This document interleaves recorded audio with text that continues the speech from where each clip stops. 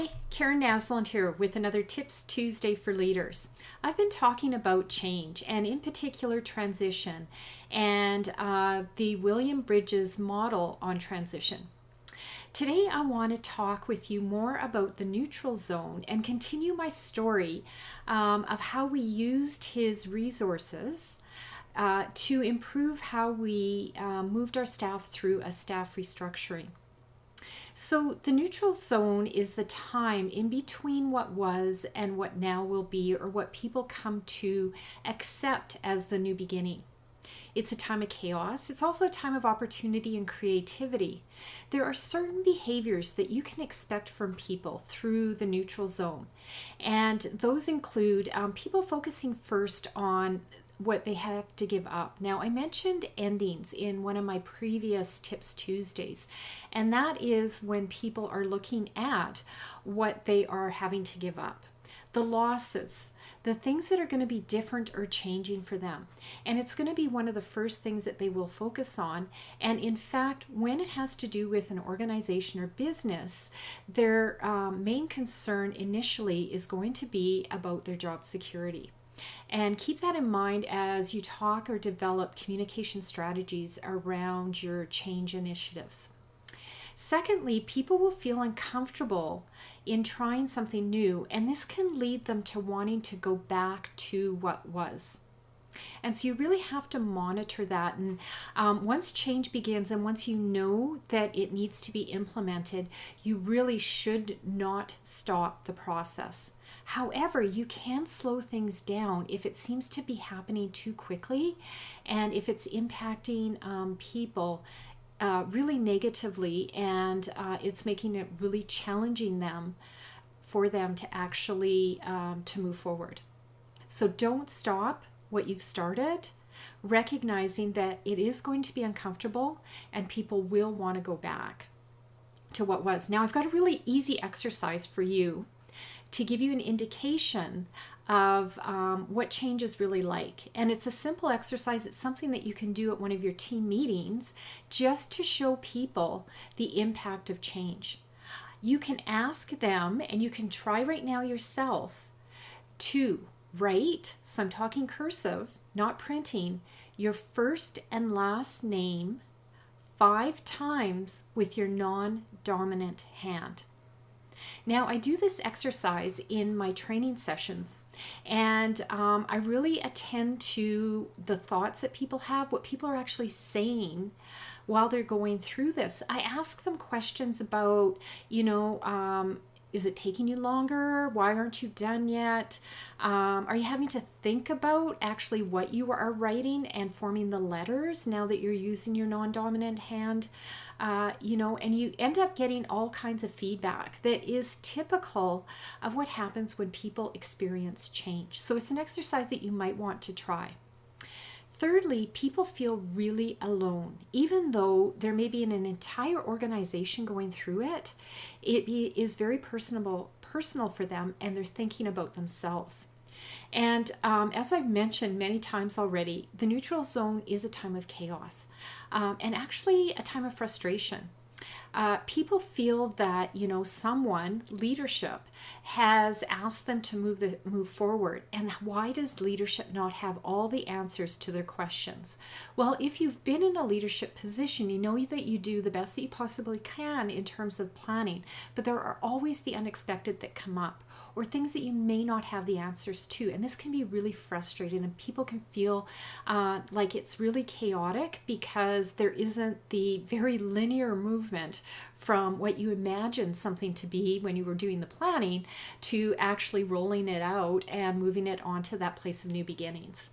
Now, some people may adapt more easily than others, and in fact, everyone has a different kind of response to change. And when I say that, I've talked in my previous Tips Tuesday videos that we all go through the same process, but what differs is the amount of time that we spend in the neutral zone. So we experience the same feelings and thoughts and behaviors, but some people, possibly because of past experiences and mindset and those kinds of things, will transition more quickly through and reach new beginnings before others will.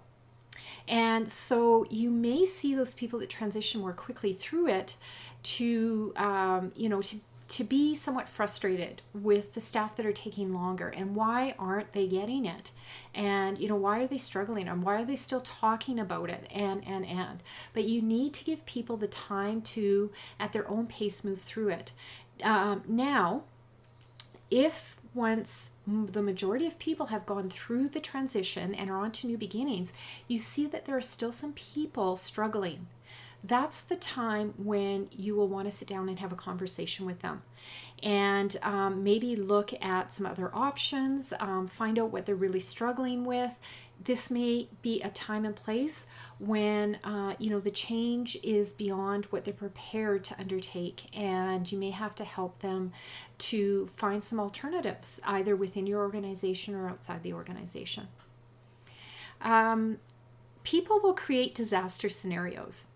And it's the place we always go. And so in a future video, I'm going to talk about the importance of communication from before the change happens, through the change, and afterward. And communication can help to alleviate the formation of disaster scenarios. But it's really through conversation and support that people will start to see the possibilities, the potential, and the learning and growth that can happen as a result of the change. And as I mentioned earlier, the final point is that if pressure is removed from moving forward, people will try to go back to what was.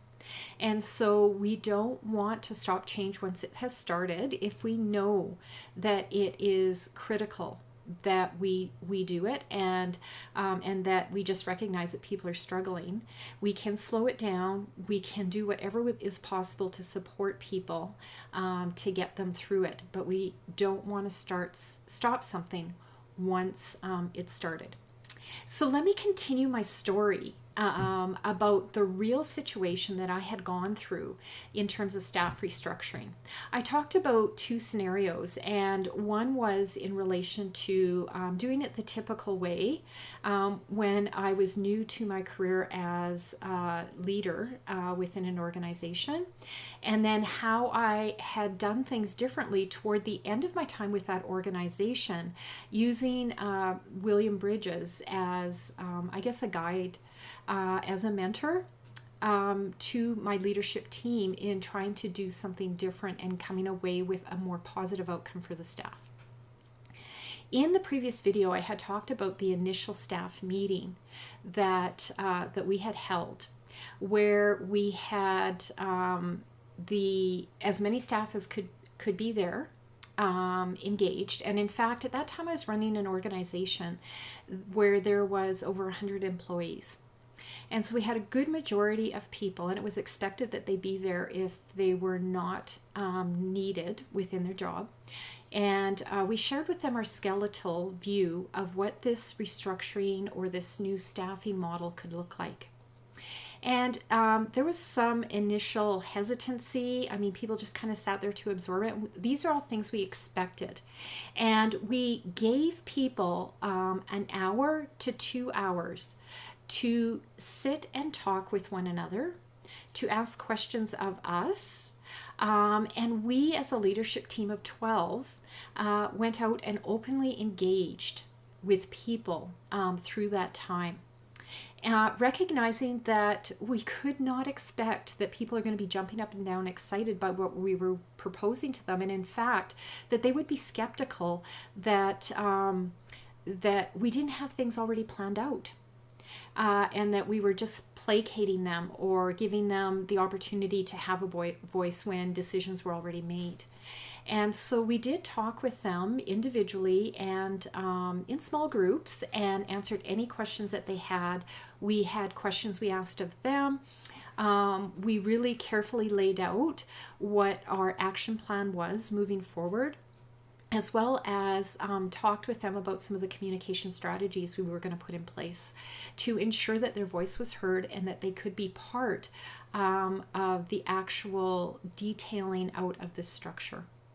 One thing I found really interesting was that there was one staff person in particular that I know went to the entire team and asked the same question. And that question was, what difference is this going to make to me? Now that really illustrates the fact that even though there was and is like 100 other people going through the exact same change, the first and foremost question is, how is it going to impact me personally? And so we all answered as best we could, which was really, at this point, we don't know. We ensured that people understood that it was not going to mean job loss.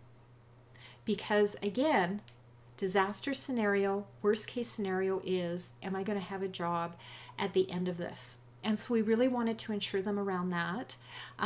We wanted to alleviate as many fears as we could, but we couldn't possibly eliminate everyone's concerns. And so that was part of what went on that day, and some of the conversations that we had with them. Now, that was just the start of a very focused undertaking, where one of the things we clearly knew needed to happen was communication before, during, and after. Now, when you join me the next time on Tips Tuesday, I am going to be talking specifically about communication strategies as it relates to change. Until we meet again, remember, success is yours.